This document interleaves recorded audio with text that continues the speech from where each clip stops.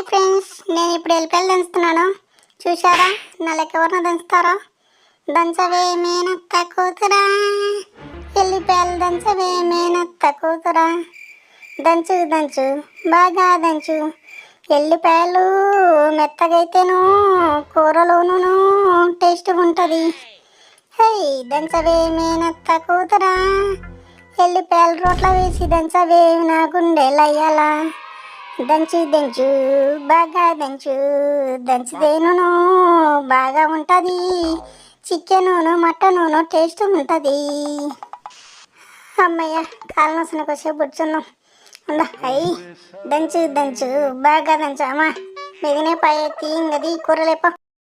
Friends, మీరు కూడా నాలాగే ఎప్పుడైనా దంచినైతే దయచేసి ప్లీజ్ లైక్ చేయండి, అలాగే కామెంట్ చేయండి, నా ఛానల్ సబ్స్క్రైబ్ చేసుకోండి friends. Thank you for watching. Okay.